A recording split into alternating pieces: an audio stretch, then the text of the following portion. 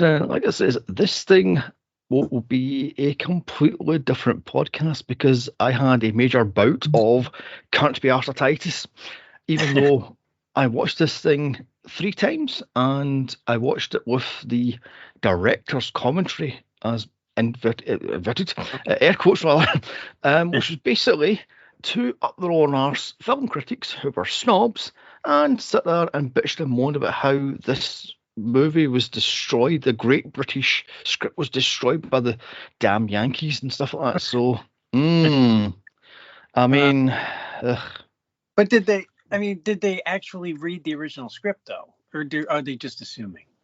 I have no idea because one of them says that he knew the original writer, and he was furious that his script was changed. But the director, Tommy Lee Wallace, insists that the script was 6% his and they only changed bits and bobs. But the British writer says, nope, you added blood, gore, and destruction, whereas mine was a more evil, twisted, thought-provoking thing where he actually kills children. Not just one child, but multiple children. Oh. So, and apparently that was too dark for America, which is fair enough. Yeah. Too dark for Hollywood even, sorry, which is fair enough. So, he went, I want my name to go off the script because how dare, and the whole bits where the gore, he was like, that's it, I'm done. So he demanded to get his name took off the script. So yeah, I knew that he did that and stuff, but I don't know. I'm like it turned out okay. Yeah, true. I'm not complaining. Oh my god! I just realised something. You're sitting yabbering away and haven't even done the intro yet. So all I can say is hello there and welcome to the Halloween special of Midnight Movie Mania. And tonight we are looking at the much voted on fan. What am I much voted on? The the fan vote winner, Halloween 3: Season of the Witch from 1982. This thing won by 3 votes. So if you don't like this movie, then that's your fault. You should have voted for the bloody things. Follow us on X and vote for the movies. Like I says, this thing won by 3 votes. So yeah, it was neck and neck between this and Night of the Living Dead. So yeah, this Night of the Living Dead. Was it Night of the Living Dead or Return of the Living Dead? No, Night. Night. The thing is with Night of the Living Dead, it has been done so many times. Mm-hmm. Yes. You know what I mean? Yes. There's not much you can add on a podcast about Night of the Living Dead. Because everybody's seen it, everybody has opinions, everybody knows it inside and out. People anyway. So this was a better choice. Yeah. I mean, even I threw my hat into the ring. I covered Night of the Living Dead, oh God, back in, I can't remember, it wasn't 2018, I think it was, 2019, on my original podcast, which is still out there if you can find it.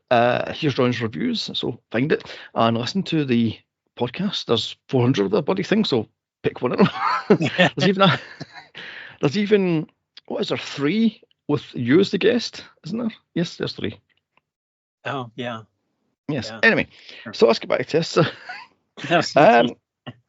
The literal bugnuts insane Halloween movie that has no Michael Myers, no Jubilee Curtis, and most importantly, no Dr. Loomis, because frankly, Dr. Loomis is one of the most annoying characters in the Halloween franchise. That and Tina from Halloween 5, I can't stand. Tina! I mean, which is, I think it was 5 that I saw. Was that the one with the little girl? Where she doesn't talk for the first half of the movie, and then she talks. Yeah. She's psychically connected to Michael. Yes, that's Halloween 5. Yeah. That's 5. Oh, it was terrible. Yeah. Oh my gosh, that was. Ironically, that was the first Halloween movie I saw when I was a kid. I was 12, I think, 11 or 12. So yeah, that was the first one. And I went, where's this scary Michael Myers character that I heard of? Where the hell is this thing? What's with the psychic abilities and the Ugh. I mean, Yeah, very weird. Very weird. yes, very weird. Like I says, Dr. Thomas, I couldn't stand it almost by the end of the Halloween movies because he was such a wheezy control freak, and he's like, Jamie, Jamie, where's Michael? Get to the house. And I was get to the schoolhouse, the school. And it's like, oh Jesus, where? Towards the end of it, in the Curse of Michael Myers, Halloween, what was that 6? He's barely alive. He's like hobbling on a walking stick, and he's like wheezing even more. He's like, Jesus.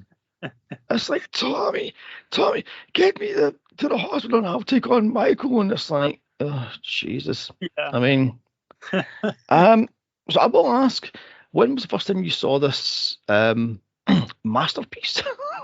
I saw it. I saw it when it first came out on VHS. So that would have been 83 then. So yeah, it would have been 83 probably, roughly. Because I saw it very early on. Before all the, before everybody started hating it. See, and now everybody loves it, so it's weird. Well, there's a like I says, this was a playground favorite whipping boy, so to speak. Everybody was like, "Oh my god, you have to watch this! This movie's so insane. You've got robotic killers, and you've got like warlocks and witches, and there's witchcraft, and there's like children are killed, and Mickey Mouse is in it, and you have to watch this thing. It's insane. There's like people dying and they turn into snakes and spiders, and I'm like, okay then. So I was like, whoa, this thing sounds weird. So I didn't watch that until about 93. I finally rented it and watched it. I went, oh my god, this thing is awful, but it's gloriously awful. Yeah, it's just gleefully insane. It's swirly-eyed. It's bug nuts insane, and it's like, what in the heck is this movie? Yeah. Was this a dare? I mean, how much of what drugs were used on set for this thing on the writing process? I mean, Jesus, what? I liked when I first saw it. I didn't know anything about it other than Michael Myers wasn't in this version. I knew that. But other than that, I knew nothing about the storyline because, it had not been out that long. And so it was nice not having any preconceived notions of this movie when I first saw it. It made it a lot more fun. Yeah, exactly. So, I mean, I think I've seen this movie about 20 goddamn times. No, seriously, I've seen this movie a lot. Because, like I say, this movie is something else.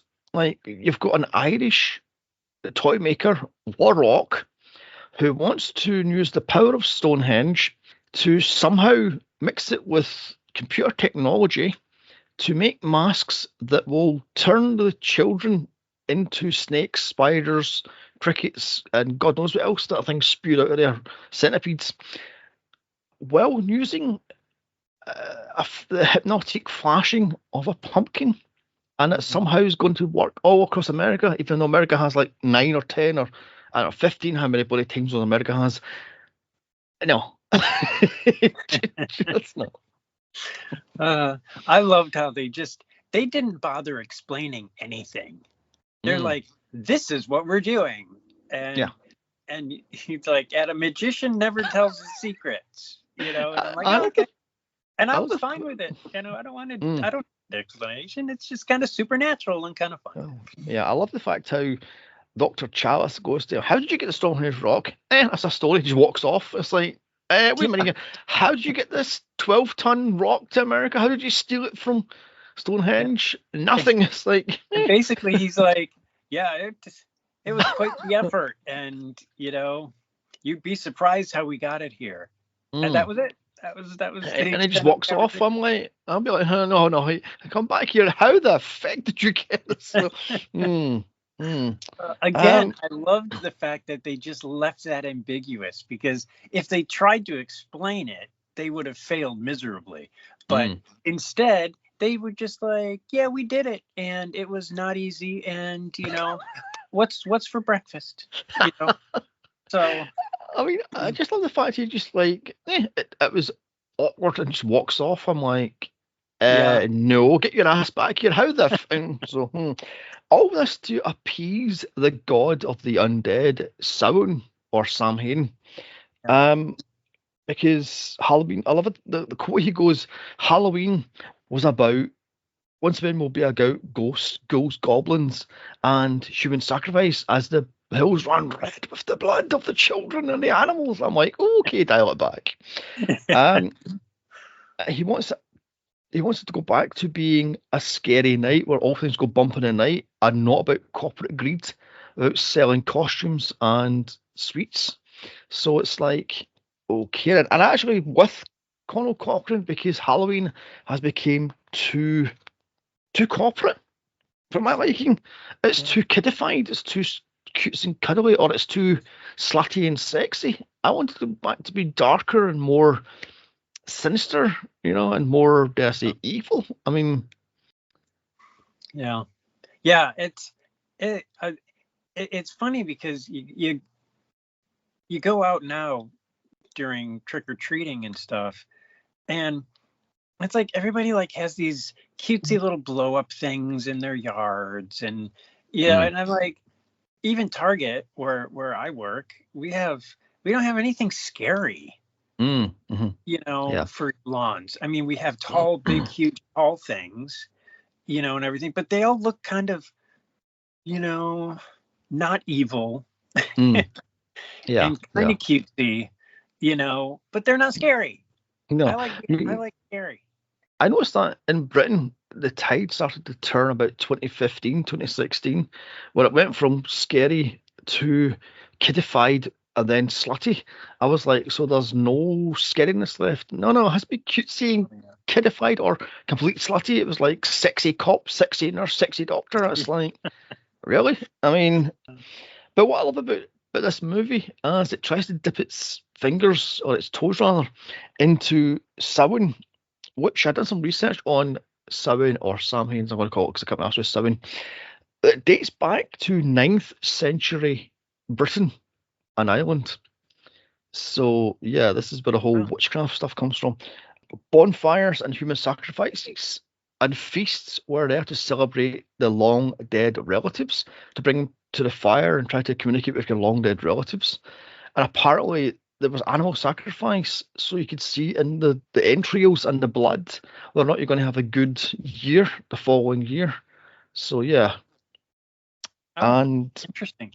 That all changed in the 19th century when the Scottish and Irish immigrants to America tried to keep the tradition going, but the church went, nope, it's pagan, and tried to ban it. So the Scottish and the Irish, I love this one.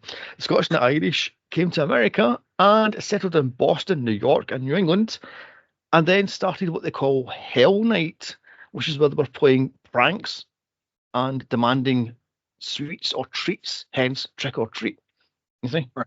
So they go to door to door and go trick or treat. No, so they would do stuff like put wagons on the top of people's houses. They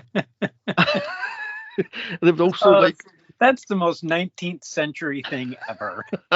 Yeah. Trick or treat. No, your wagon's on the roof then, you swine. What the fuck? I mean, you think it's bad getting like toilet roll on your tree? You're fucking whacking on your roof. Get that one down. Some poor horse. What the? We can't go to church. The coach is on the roof. We can't get there. Yeah. So unless they were giving gifts, these quote pranks would continue all night. There was bonfires lit. There was windows smashed with stones and rocks, and they were being general pain in the asses, bait nuisances. So the church tried to stop it and turn it into Halloween, or All Hallows Eve, which apparently there was a thing called All Saints Day on May the 13th, and it was moved to the 1st of November, and that was All Saints Day. So Halloween was, what was it, the eve of All Saints Day, so it's Halloween and Halloween Eve and all that stuff, blah blah blah. Anyway, moving on. So that's how Halloween started. But But yeah, there's a bit where they say that the the Celtic immigrants were using jack-o'-lanterns, but they were using it out of turnips. So the turnips are too hard to carve, so they went, here, and we're in America, what are these orange things? Yeah. They're squishy. Oh, I know. So they made jack-o'-lanterns out of that, and boom, the pumpkin jack-o'-lantern was born. Oh yeah. So yeah. Yeah. Pumpkins are. I've not carved a pumpkin in many years, but I used to all the time. I used to do super creative stuff and had a lot of fun. But, yeah. But my kids still do it, but I haven't for years. I'm like, I'm not going to spend $10 on a pumpkin and it's just going to rot in 5 days. Yeah, exactly. So, I mean, what annoys me is in Britain you cannot get your hands on a decently round pumpkin. They're all misshapen and they're all like dented at the sides. It's like, I want a perfect round pumpkin. So I stopped. You should come to America. All of ours are perfect. So I stopped. We have tall ones, we have short ones, we have round ones. Yeah, it's pretty amazing. Yeah, so I stopped with the actual pumpkins and started getting ceramic pumpkins and glass pumpkins, and I've got about 1, 2, 3, 4, 5, 6, 7, 8, about 12 ceramic pumpkins and glass pumpkins all over the place. I mean, so as it so happens, this week is the Circleville Pumpkin Festival here in Ohio. I went there once, and I will never go again because it was so crowded. It is so popular. Basically, this small little town in Ohio, which is about an hour away from Columbus, basically everybody goes there to do pumpkin things, to eat pumpkin things, to deep fry pumpkin thing. And it's just like, it's an insanity just for pumpkins. Yes, I don't get it. That's what I've got. I'm not a great fan of pumpkin. It tastes disgusting to me, so I sort of don't eat it. I mean, the only thing it's good for is soup. That's about it. I mean, So and pie. Have you ever had a pumpkin pie? No. You've never had a pumpkin pie? Nope. No, I haven't. They're delicious. They're like Starbucks pumpkin latte, except in a pumpkin. The Starbucks pumpkin latte are absolutely disgusting. They are rank.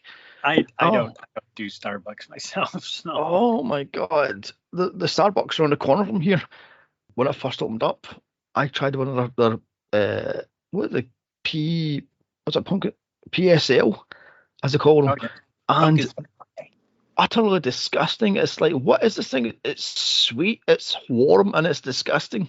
Yeah, it's so and sweet. It was and it was like £10. I'm like, oh, go get yourself. Oh yeah, I know, ridiculous. Like, why would you spend $10 on a drink that? And people do it every day. Yes, and when it cools, it gets worse. It's disgusting when it's cold. It's like, what the hell? I mean, oh my god. So yeah, no, I can't stand pumpkin. Anything pumpkin spice is disgusting. So nope, I don't touch it. It's like, no, get away from me. Nope. Anyway, let's rank the movies. There's 13 of these suckers. I'm gonna be terrible at ranking this. Okay, go ahead. No, you can go first because I'm going to rant like a robot with this. Okay, so mine's going to be really easy because I've only seen Halloween, the original, Halloween 2, then Halloween 3, Season of the Witch, and 5. And I know I saw part of one of the Jamie Lee Curtis ones, one of the later ones, but I don't remember what it was because I only saw like 20 minutes of it. And it was on TV, and I was like, okay, well, I turned it off because I wanted to watch the whole thing, and I was catching it in the middle. So yeah. So basically, I've seen 4 of these movies. Okay. So for me, this is going to be slightly controversial.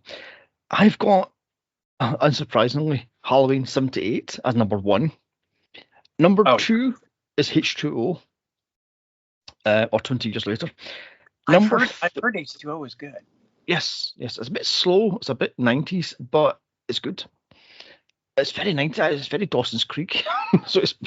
Oh really? I mean, oh yes, yeah. Oh god, it's very very late 90s. You know, it's very that. So anyway, number 3 on my list would be Halloween 4. Number 4 is Halloween 3. Number 5 is Halloween 5. Number 6 is Halloween Resurrection. Number 7 is Halloween 6. Number 8 is Rob Zombie's Halloween 1. Number 9 is Halloween 2018. Number 10 is Halloween Kills. Number 11 is Rob Zombie's Halloween 2. And rock bottom is Halloween Ends. That movie is a piece of absolute shit. And I don't give a rat's arse what people say. It is dog shit. I mean, oh my god. Spoilers for Halloween Ends, by the by.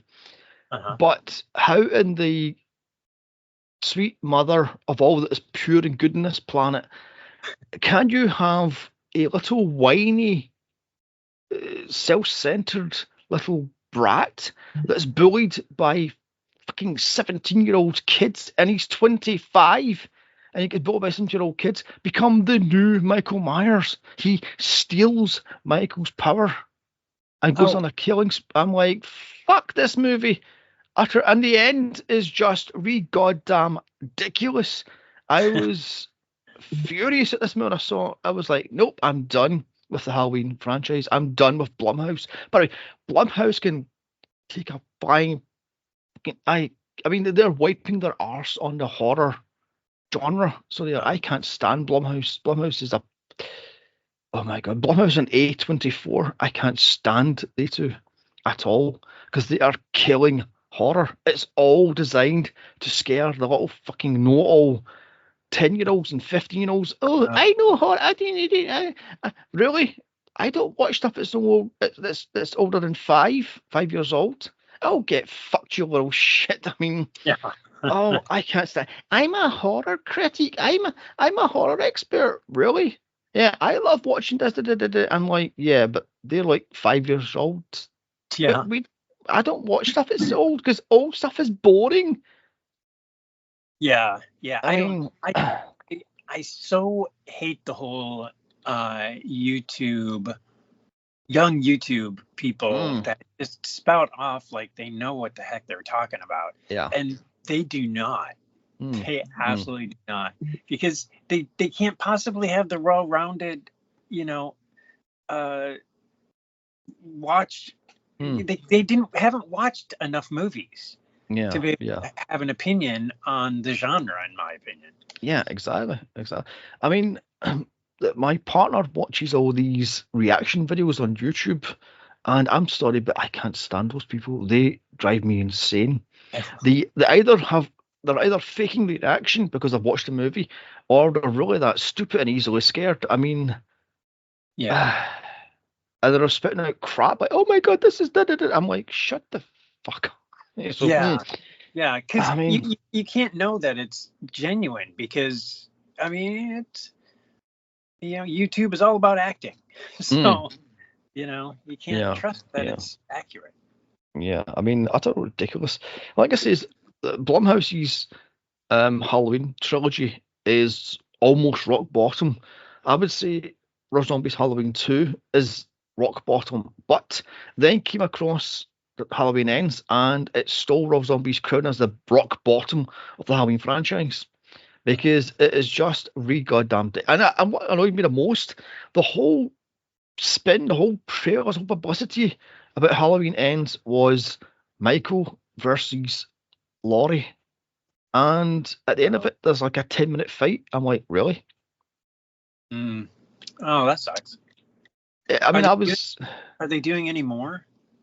No, they're supposed to be doing another. They're supposed to be doing a TV series. So that'll be interesting. Oh, that'll be fun. I don't know. I mean, Scream TV series was mediocre. The first season was terrible, but the second and third was not too bad. Chucky TV series overshot. It's Creepshow TV series is dire, frankly. Really? I mean, oh yeah. I'm trying to think off the top of my head, is there other horror TV stuff? Hannibal was great. I loved Hannibal, and I was furious when they cancelled it. I was like, son of a bitch, I love Hannibal. So, I'm trying to think of anything else off the top of my head. Somebody's going screaming at me, what the hell? What about this and that, this and that? I'm running out of horror TV shows based off movies. I've heard really good things about the Chucky series. They obviously they just canceled it, so it won't be fourth season. But they just announced that this past week. But yeah, a lot of these I haven't seen because they're on streaming services that I don't subscribe to. So yeah, true. And I'm not going to subscribe to something just for one show. yeah, true. I mean, Chucky TV show isn't that bad, but it's just the fact it's just a bit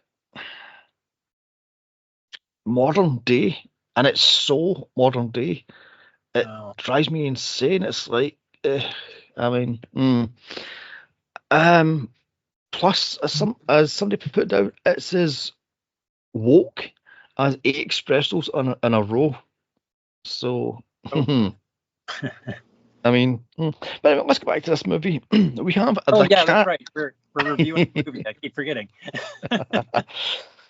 The cast: Tom Atkins, Stacey Nelkin, Dan O'Haley, anyway, and Jamie Lee Curtis. The budget was 4.6 million, and this made 14.4 million. Right then, this is gonna be fun. The plot. Sweet mother. The plot. An Irish warlock blends old world witchcraft with new world technology as he uses small chunks of a Stonehenge rock blessed in evil magic inside a microchip, which is activated by a spell hidden in a TV broadcast of a flashing magic pumpkin. He plans on killing as many kids as he can during Halloween night, and it'll be the ultimate prank. So it's down to a big town doctor who is a womanizer and a drunk to stop him, alongside a 20-something girl who just lost her father days earlier at the hands of one of the warlock's robotic army, or robotic soldiers rather. Oh, by the way, did I mention the warlock has a robotic army? Well, he does.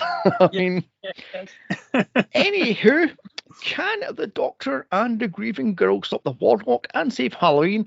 Find out here. So, yeah. That one I pulled up my ass this morning. So, oh my God, this movie is just bug nuts insane. I mean, it is, and that's what makes it somewhat. That's what makes it so much fun.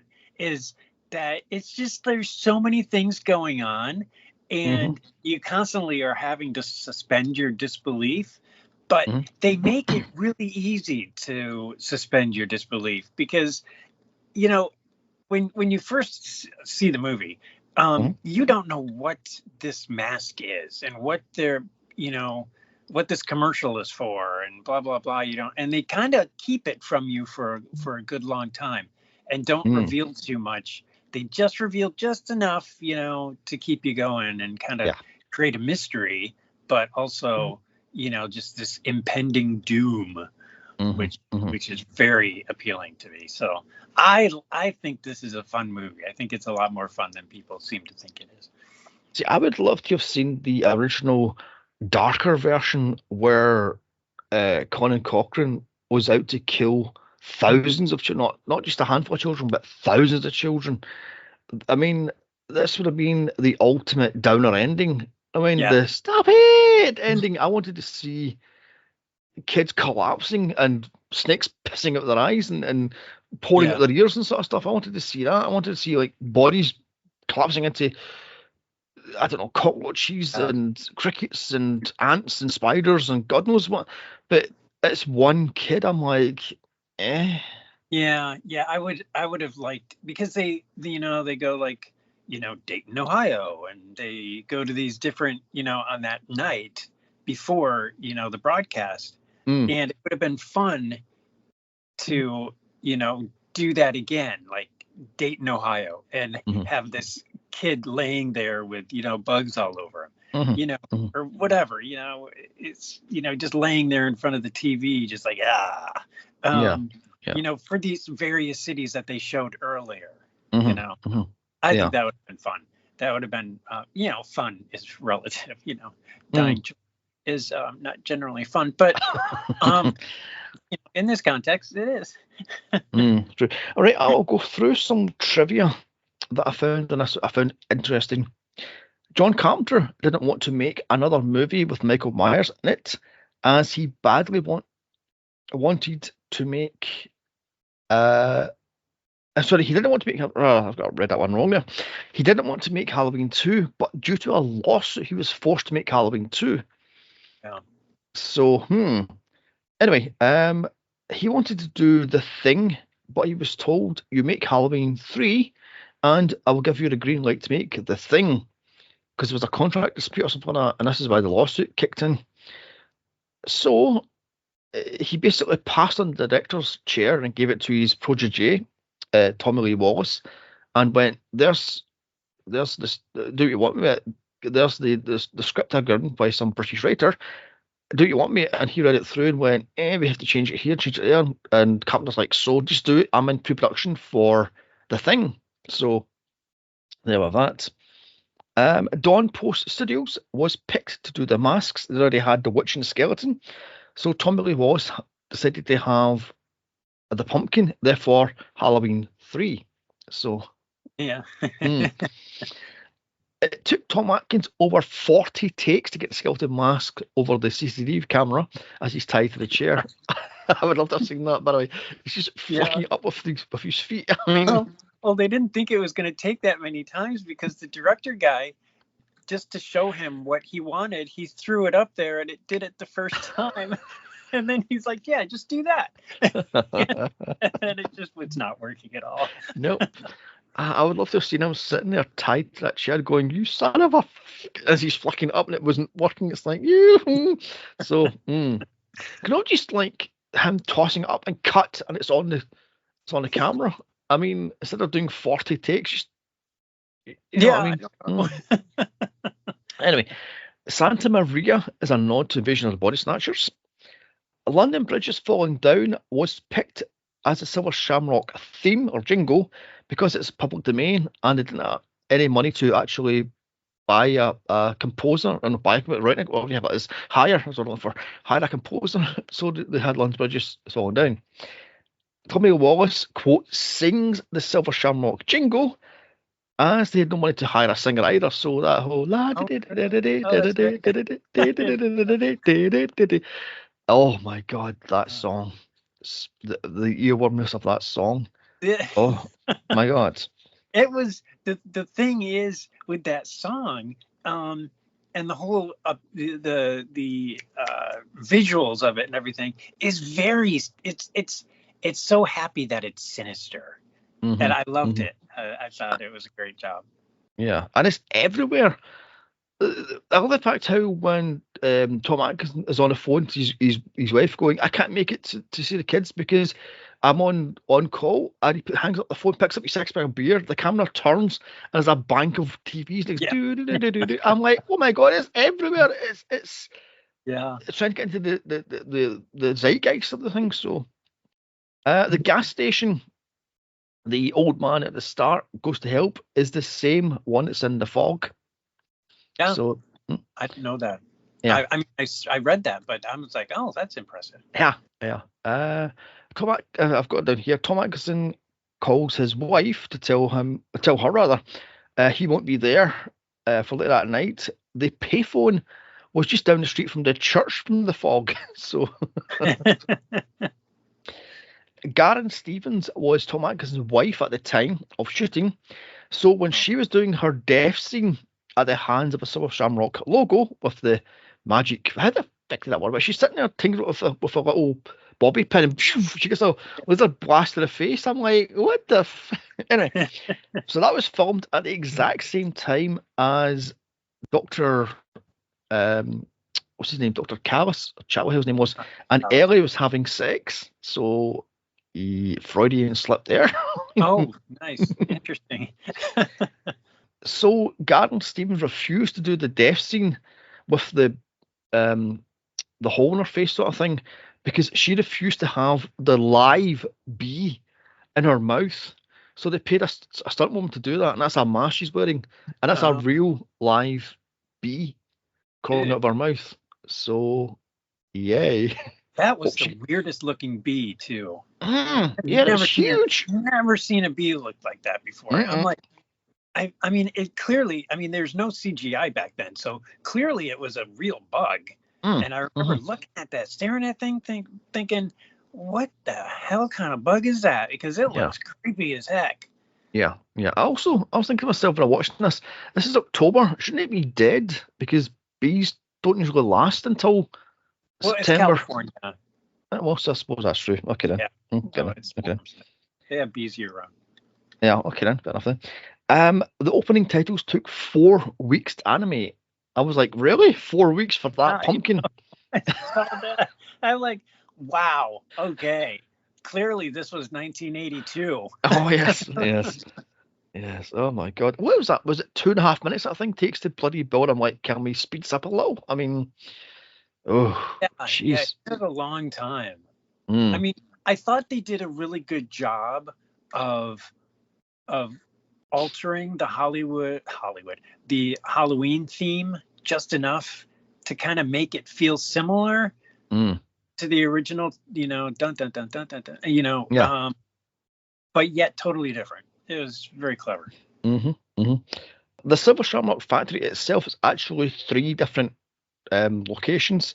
There was a milk factory, a paper mill, and the actual Dawn Post factory. So when they're walking past, when they're walking through totally makes sense. The masks, that's actual Dawn Post, and that's actual masks. And apparently, if you got one of these original 1982 Dawn Post masks, they're worth a little bit of money. So keep a hold of it. Yeah, I wish I had one. I would love to get rid of it though. It wouldn't matter how much it's worth because I would never get rid of it. Yeah, I would love to have the trilogy of the 3 masks. Even if it is a replica, I would love to have it, but they go for extortionate amount of money and they sell it like that. So, So they make they make a new set or they re-release them every Halloween, I'm assuming, but then they disappear too quickly. Yeah. I think they go for about $100 each, so they're not cheap. Unlike the $8 that they originally cost. Yeah, something like that. Yeah, $6 or $8. It's like bloody hell. So British sci-fi writer British sci-fi writer Nigel Neal wrote this, but he was so disgusted by the rewrites and the violence, he demanded his name to be removed off the credits because he's like, nope, this is not my idea. My idea was more cerebral. But you made it into a complete Hollywood bloodfest, and he was furious with that. So he pulled his name off it. So now we have that one. It would have been interesting to see what his take on it was, because I've heard that story before, but I've never actually heard like the details of what his script entailed. Yeah, like it says, Tommy Lee Wallace insists that 60% of the movie is still his ideas.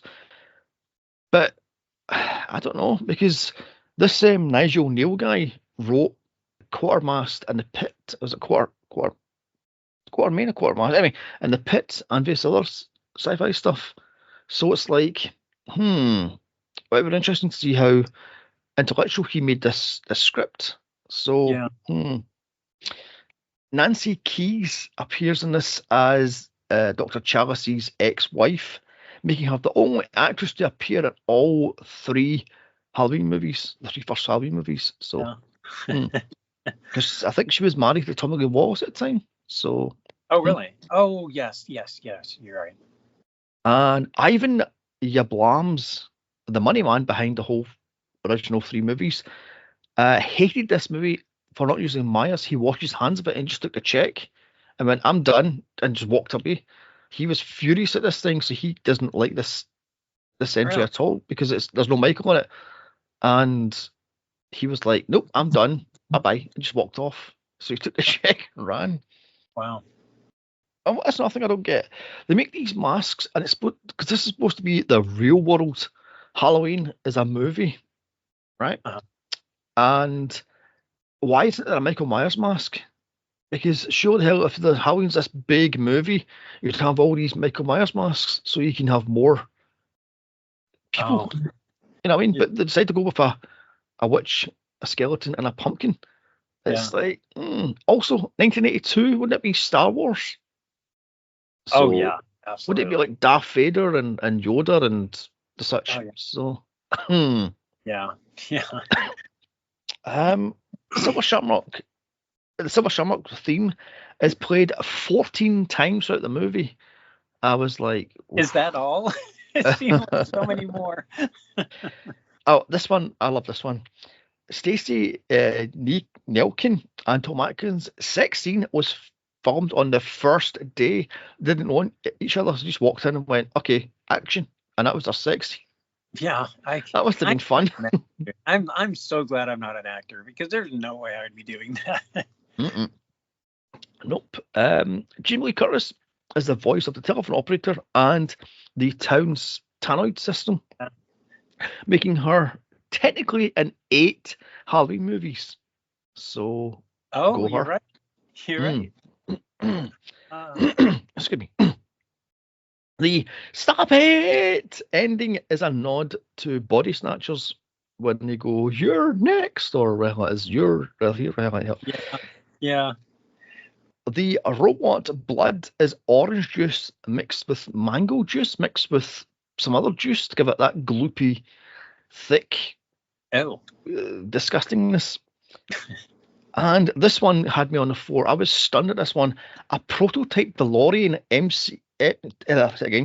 a prototype DeLorean DMC Mark 12 can be seen parked in the Silver Shamrock factory near the end of the movie. So, really? Really? I was like, well, where's this DeLorean? I mean, so yeah. The Back to the Future car is parked somewhere in the ending of Halloween 3. So I'll have to look for that. Oh yeah. And now onto my ranty section, as I'm going to call it. Why is Tom Atkins the hero in this movie? I mean, and why is he a horror icon? Because he's done so much in the horror genre. Yeah. But I mean, he's an okay actor. You know what I mean? He was fine. But my main point is I don't like him in anything he's in. From this to Night of the Creeps to The Fog to My Bloody Wasted Types of Valentine, he plays the exact same character, a sleazy alcoholic womanizer. And that's all he plays. I'm like, really? And the whole thrill me, it's like, yeah, really?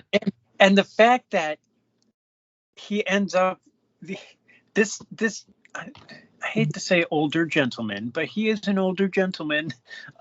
Ends up with this 20-year-old hot girl. I'm like, only in Hollywood does that happen. Yeah. I don't know. He would look at him and be like, okay, creep, you just kind of need to get a room of your own. But I'm like, and then they, I don't know, they've known each other for like 2 days and they're like already sleeping together. And my God. I don't think that would really happen, but I mean, this is a horror genre movie, and so you have to have a sex scene, apparently. Yeah, I'll get in here. You just know he smells of stale beer, cigarettes, and aftershave to hide the unwashed. Old Spice is what I was saying. Yes, yeah. That's like because he can pull any woman. He hits on everything in a skirt. I'm like, really, mate? I mean, I've known people like this in reality, and it is really goddamn ridiculous to hit on anything in a skirt. It's like, yeah. Wow. Oh my so God. They're sitting there with a cigarette in one hand and the beer in the other hand, and they're hitting. I'm like, yeah. Yes, that appeals to 1980s women. So, Yeah. I've got down according to here. Hollywood, anyway. Yeah, that's true. That's very true. I've got in here. Hits on every woman in the hospital, and he is horrible to his ex-wife and children. He doesn't give a fuck about the children or his ex-wife. He's just like, yeah, you can have them. I don't care. I bought them these cheap plastic masks. And they go, oh, Daddy, we've got the silver shamrock there. It's a Halloween in it. Oh, kill the children now. I'm sorry, but they are annoying. Yeah, and I'm as a divorced dad, you never, when your kids are little like that, because my kids were in high school when we got our divorce, and it's like, you give them the best. As a dad, you give them the best possible one. You don't buy plastic mask because you're competing with their mom. Yeah, I mean, what was that thing? Was that $1.50 for that mask? I mean, Jesus Christ. I mean, Jesus. Oh my gosh. Yeah. I mean, in fact, he also pulls, as you says earlier, he pulls that girl. She's about, what, 19, 20? And he pulls her like that. I'm going, she's going, where would you want to sleep, Dr. Chalice? In the car, away from you? Yeah. And you in a chastity belt? I mean... And she never tells him how old she is, because she just says, I'm older than I look. Well, you look like 16, maybe 15. Yeah, exactly. Oh my God. I've got in here, he's also wearing the exact same clothes for 3 days straight. And he's knocking back beer and smoke cigarettes the entire time. So, he reeks. I mean, oh my God. I mean, oh, so gross. Also, while I'm at it, while I'm on the rant bandwagon, who in the hell is Stacey Nelkin? I mean, she looks like she's straight out of Flashdance or Fame or worse, bloody Blade Runner. She's got this robotic, oh, Dr. Chalice, my father died. Oh, a day later, where'd you want to sleep, Dr. Chalice? In my bed. She's wearing the lingerie. I'm like, Yeah. I had seen her before, but I wouldn't be able to tell you when what I've seen her in besides this. But I know she did a lot of television in the 80s. So I think that's more of where I've seen her, just random television appearances. But yeah, she's not great. She's not a great actor. I mean, she was so excited to get that role, though. Yes. She was psyched. I'm like, okay, it wasn't that great of a role, but okay. If you want to be psyched about it, you can. Yeah, I'm getting she should be sitting next to the chick from Flashdance when she's on the girders, what the hell she was doing, because that, or a robot or an android, the hell they are in Blade Runner, because apparently she was actually hired to be a robot in Blade Runner, but her character was dropped.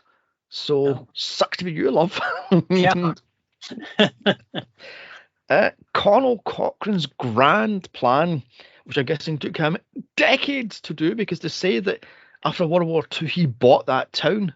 So he had this thing on the works for 40 years. I mean, or 30 odd years. I mean, you know how hard it is to get a Stonehenge crossbeam to the United States? I mean, it probably took 10 years to do that.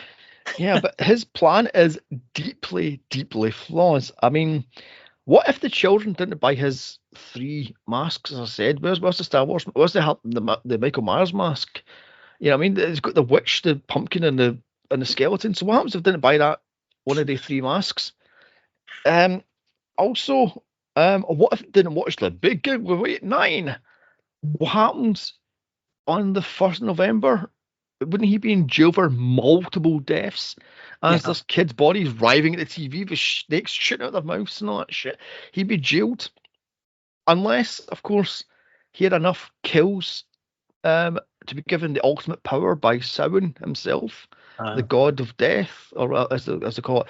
So what was his plan to get the ultimate power? Or was it just to kill as many people as possible because he's insane and hates kids? I think he would have just tried to kill as many kids as possible, and their the adults that are near them, and then just take off. just disappear. I mean, there's a whiff of Willy Wonka about this guy. I mean, he has the big showroom with the toys and the doodads and all the masks and all that. I'm going, wow, especially to have a little midgets going. Yeah. I mean, oh my God. And what I don't get, right, if you're going to do this thing, he has an entire factory full of masks with witchcraft filled masks, or do they melt on the spot once you hear the do stuff? Because if you notice, little Buddy, the little annoying fat kid with the equally annoying parents, when he gets the watchman pumping stuff, right, and he peels off his face, does that happen to all the masks? Did they go shrink in? And I mean, yeah, I mean, clearly he tried to take it off and he couldn't. No. So yeah, maybe, I don't know. Mm. I love the fact that he tried to take it off and it wouldn't come off. I thought that was clever. Interesting fact for you, that was a real melting mask, and they told the actor, you've got one take at this, so claw at the eyes and claw at the face. You've got one take, don't fuck it up. And he's like, oh, as he's pulling it and stuff like that. So yeah. Oh, nice. So, and apparently, if you believe the actor, he was lying on the floor with a fake mask over his face, and that was a real snake that he had crawling around his face. Oh. Nope. And there was crickets and cockroaches and spiders, and apparently they had to fumigate that part of the factory because the crickets got loose and the spider everything got loose. So, yay! Oh, crickets, when they get loose like that, you have, because they'll chirp all night. They'll just hide in a spot and they'll chirp all night. Because I used to have a tarantula, and I used to feed him crickets, and every so often, if the container was left open or something and they'd escape, and I'd be dealing with chirping crickets like for days. Terrible. Oh my God. I mean, oh God. I've never actually had anything you have to feed it live stuff. I've had like dogs and such, and hamsters and guinea pigs and all that malarkey. So there's nothing like live. So yeah, I just can't imagine picking up like a mouse and go to a snake. Here, have a, So also, if you wanted to bring Halloween back to its pagan roots, no kids are gutted and their blood and entrails are not splattered all over the place. So the witch doctors and the shamans go look in the blood and go, oh, this is going to be good. This is going to happen because they need the blood and the entrail. This is why human sacrifice. I mean, they're all turned into snakes and spiders and crickets and cockroaches and God knows what. So your plan is heavily flawed, mate. I mean, oh my God. I don't know. Okay. The fact that a plan that does not involve the entrails of children is heavily flawed is hilarious. But it's true, because he talks about how it was 2,000 years ago and the hills run red with the blood of the children. Yet you turn into snakes and spiders. What the fuck? I mean, It would have been better if it were pulling their face off and it was oozing out blood and stuff. But snakes and spiders and cockroaches and God knows, I'm like, I think I went through the Jimmy. I mean, oh my God. So let's talk the Stonehenge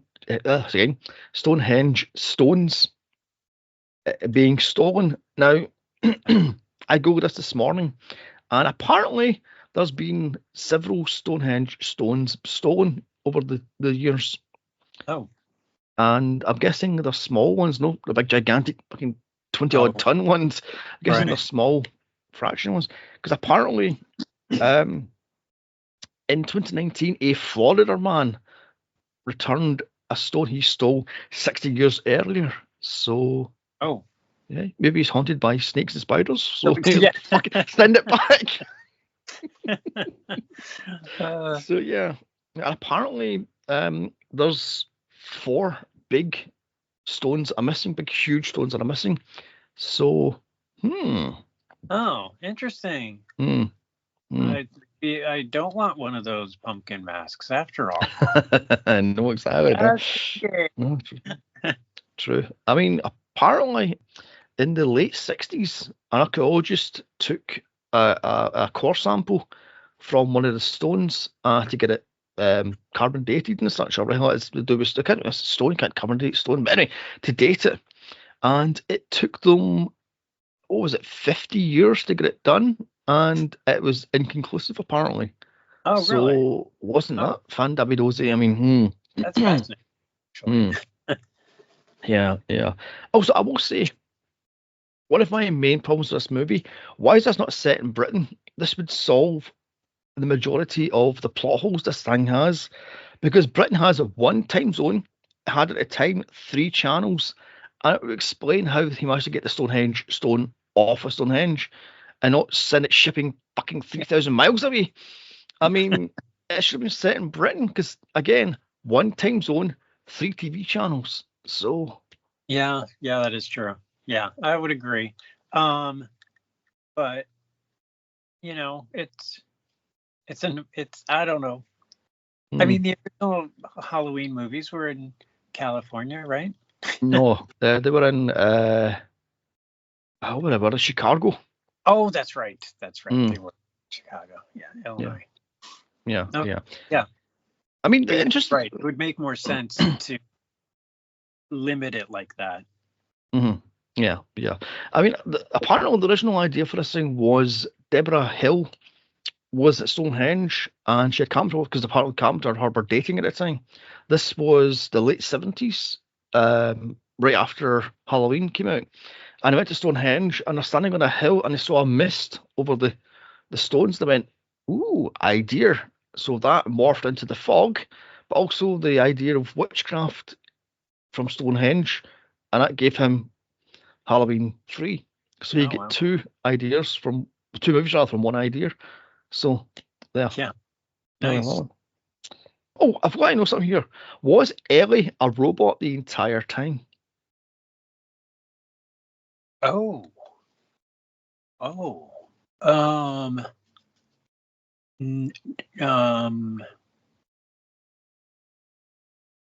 Could be. Because think about it. Because I hadn't thought about that before, but it would make sense if she was.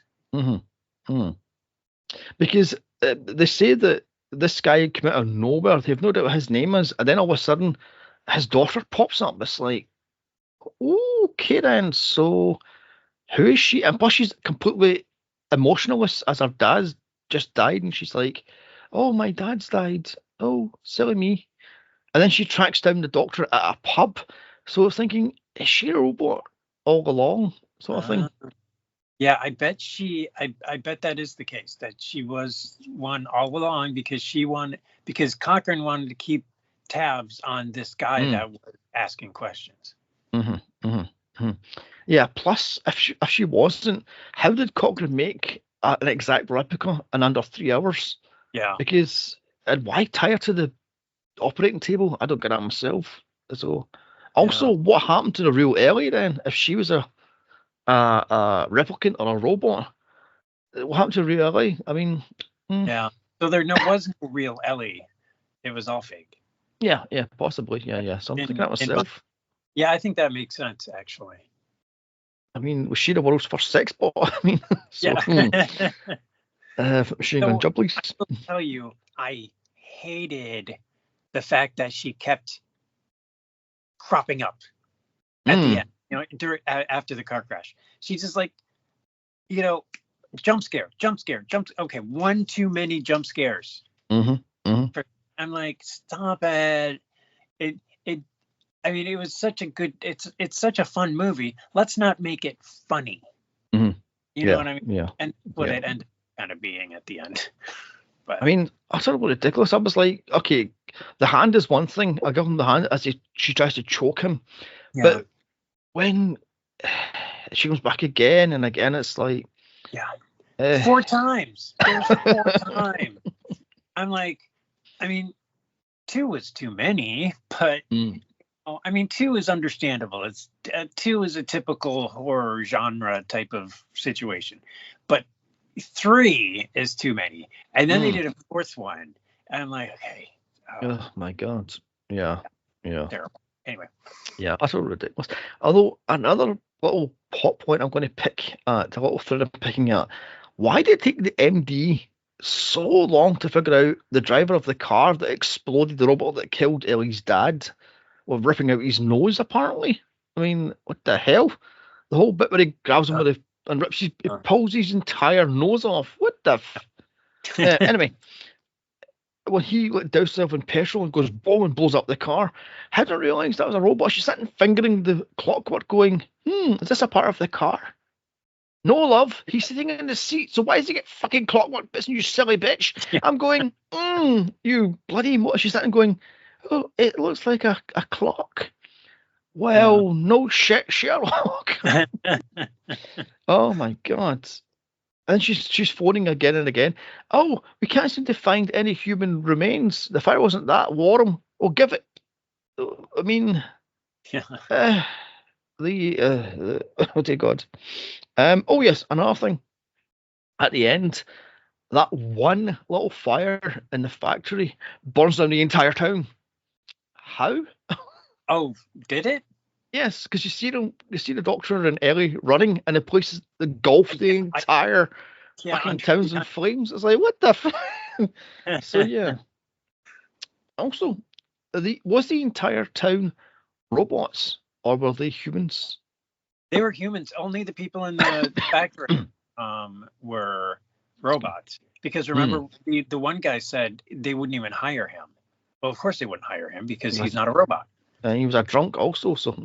Well, yeah, there is that. Oh yeah, and what is this? The start of the warning of Big Brother, as he's always watching, because there's the CCTV cameras all around the town and all that stuff. The robots are in the factory watching the workers work and such, and there's like the whole town is bugged. So was this the start of Big Brother? Because this was 2 years before 1984, the movie. Yeah. Was Big Brother was christened Big Brother, so. Yeah. I mean, CCTV cameras are everywhere. I mean, you can't go 2 feet from being on video, apparently. Oh, yeah, that's not quite the case here. I mean, there's video cameras, on individual homes and stuff. And, businesses sometimes have security cameras, but it's not like CCTV where they're all linked and you can go, the police can go in and, just kind of follow people around the city. Or there's none of that going on because they're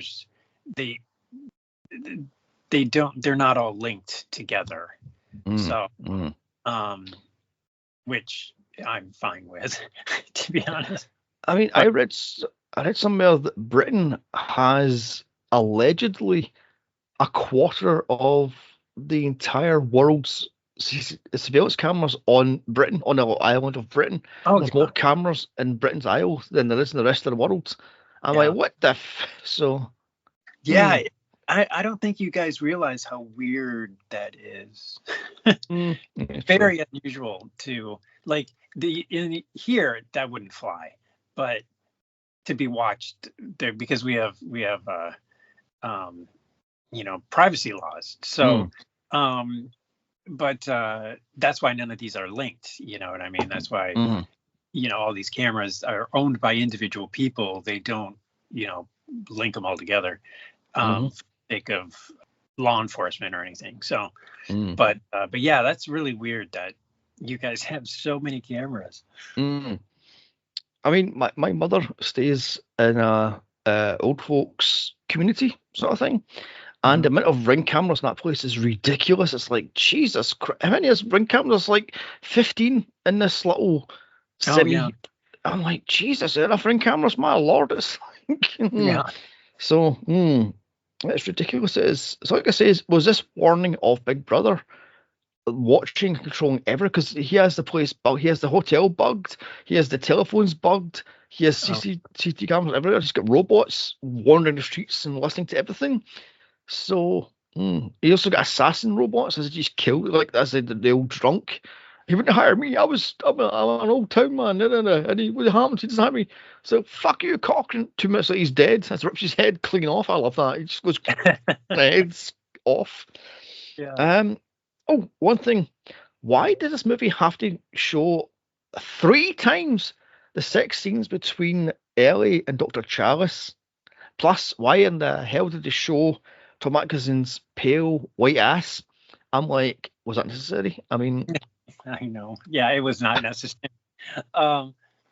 Yeah, it just seemed a little gratuitous and unnecessary because it didn't even like improve the story or, imply anything. It was just dumb. It was dumb. Yeah. Apparently, the actress that played Ellie had a no nipple clause in her contract, but she could show like boob, but not the nipple. So she could show like under boob, side boob, I don't know, top boob if that's a thing. Boob. but no nipples. I'm like, okay then. I mean, I show my nipples all the time. Yeah. Well, moving on swiftly. Is there anything you want to bring up about this movie then that I've not touched on? Let me think. I think this movie was very well constructed. I think the storyline was very well constructed. It went at a good pace and everything, and I really enjoyed it. I apparently as far as trivia goes, the town that this takes place in, was used two other times by John Carpenter. Yeah, it was used in The Fog. Fog, I knew that. Yeah. And there was one other one, but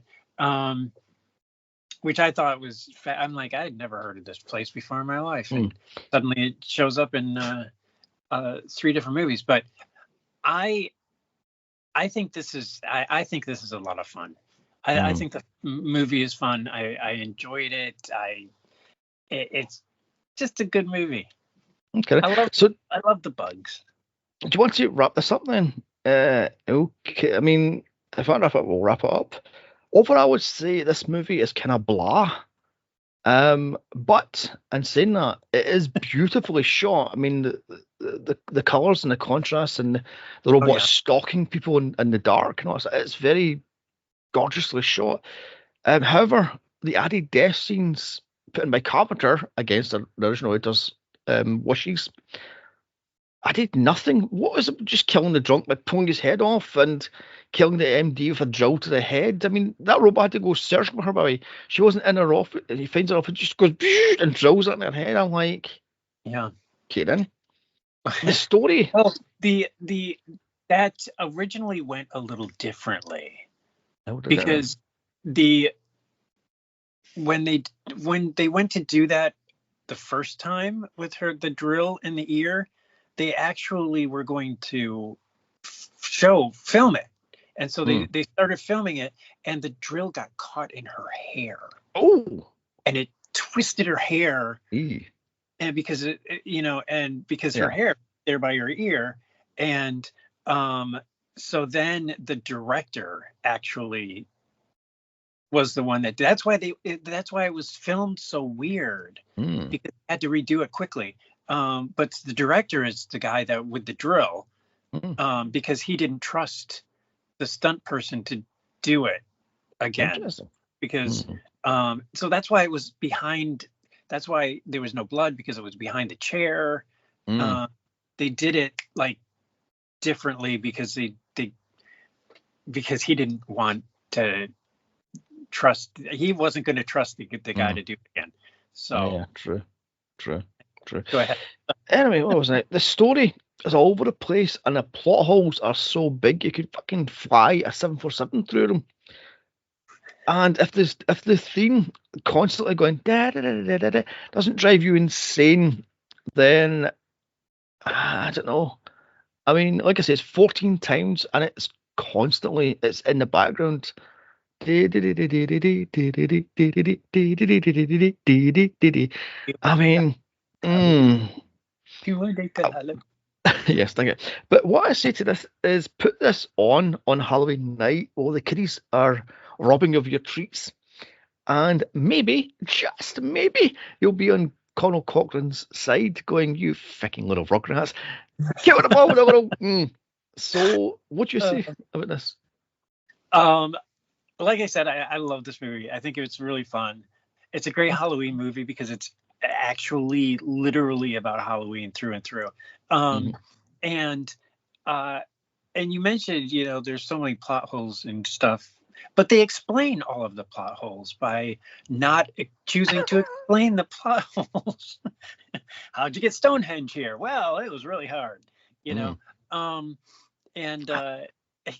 what does he say? A magician never tells his secrets. Another great line, because I didn't want an explanation. I just wanted... I love the supernatural parts of the movie that, don't need an explanation because it's supernatural. I love Cochrane. Yeah. I love Cochrane's death. He just stands there as the pumpkins are, and he goes boom, and turns into like a I don't know, a stone mannequin, and then just dissipates. I'm like, Karen, whoa, what? I was like, okay, we could have done a little bit more with that because he's like the super bad guy. I think we could have done a little bit more, but that's fine. And so I loved the movie. I think it was really good. I know it only got like 50% on Rotten Tomatoes, but I think it should be higher than that. Yeah, true. So let's score this then, since you brought up the scores. 1 being dog shit and 10 being solid gold. I'm going to give this thing a fair 5 out of 10, I would say. So you agree with Rotten Tomatoes? No, I can't stand Rotten Tomatoes because there are a bunch of jucked up little douchebags on that website. Yeah, and who gives a fuck what they say, frankly? I mean, it should be down to you as your individual taste. Don't be a sheep. Watch the movie and then use your own mind. Goes, this is a piece of shit, then fine. This is great, then fine. Sod all this crap about, it's only got 2% or it's got 12, it's got 90%, and it's a piece of crap. So frankly, yeah, I see this as a 5, a solid 5, because like I said, the plot holes, they're annoying. 10 more days to Halloween, 8 more days to Halloween, silver, yeah, and so on and so forth. So yeah, a 5. Plus, I can't stand Ellie. She is annoying to the last fucking breath. She was working my last nerve. I mean, yeah, it was nice getting a break from her while he was in the in the factory trying to escape, and stuff. That was kind of nice because we got a break. From it. Yeah. Oh, one more interesting fact. Apparently, Tom Atkins had a walking pneumonia filming this. So wasn't that lovely? Yeah, I read that thinking, how would you even be able to do this movie and have walking pneumonia? It would just be like so hard. Yeah. So I give him props on that. So anyway, what's your score? Sorry. I would give it a 7.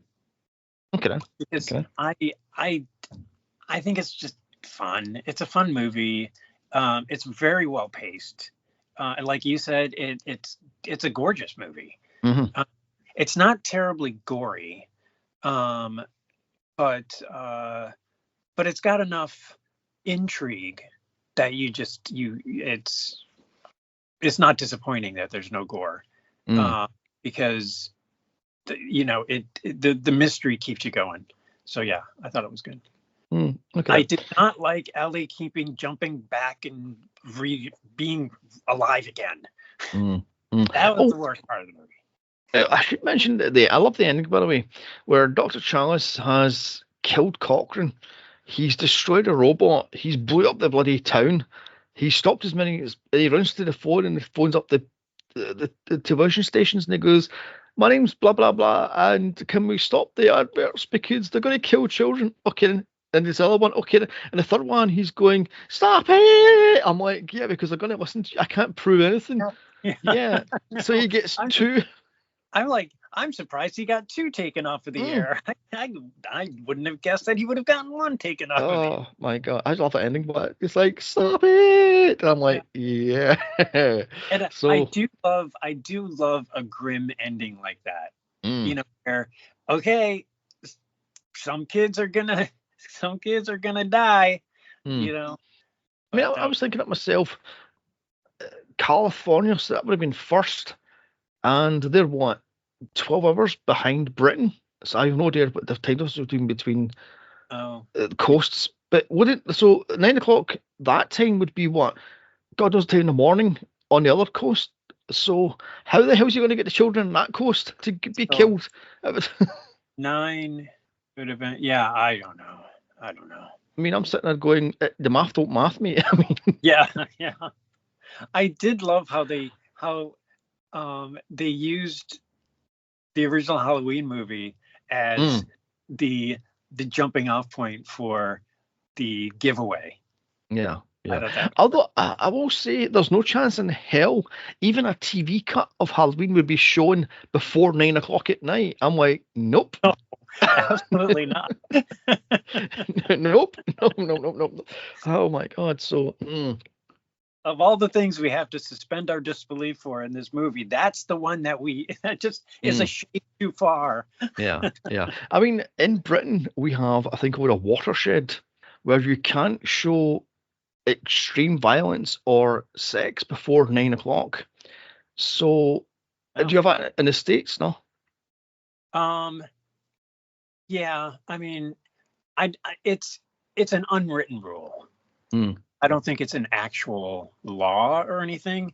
I think it's just one of those courtesy types of things, so families know when to their children. I mean, I remember in the late 90s, I was stunned watching Queer as Folk, the British version, and it was like 9 o'clock at night, and it shows you Chavo Hunneman getting his ass licked at like 9:30 at night. I'm like, what the fuck? Jesus Christ. So that's how extreme British TV can go. As soon as it's like 9 o'clock, the later it gets, the more extreme it can get. It's like, okay then. So, anyway, moving on very, very swiftly. Next month's podcast will be the insane 1981 Thanksgiving horror Home Sweet Home. If I can find it on YouTube, because I noticed this morning it's gone.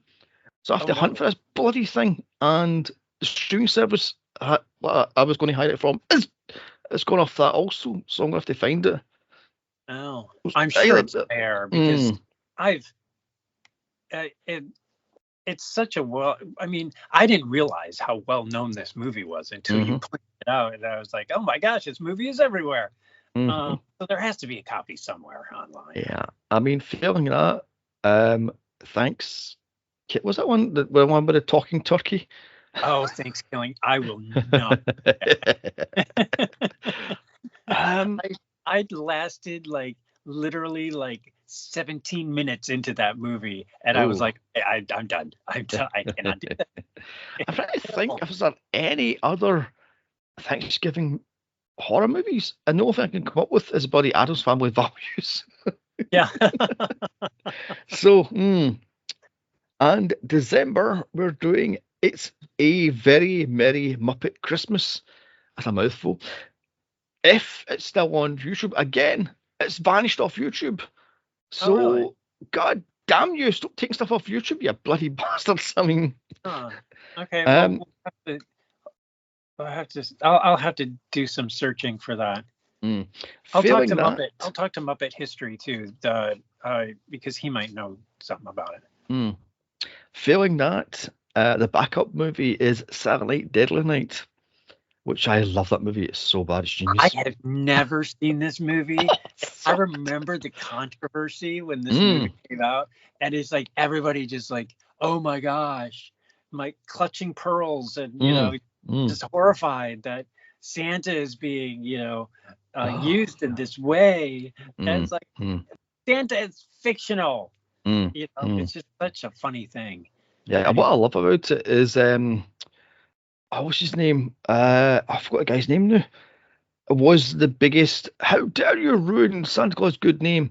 Yet he's in the 5th movie as a killer Santa. Oh, really? Oh, that's great. What the hell's that? I can't remember his name now. The little actor guy. That's going to annoy me. Moving on. He plays the killer Santa in Saturday Night 5 Toy Maker, which is actually quite a good movie. So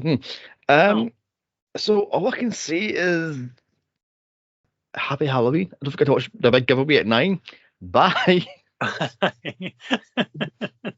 Stop it! Stop it! Stop it! Stop it! Stop it! Stop it! Stop it!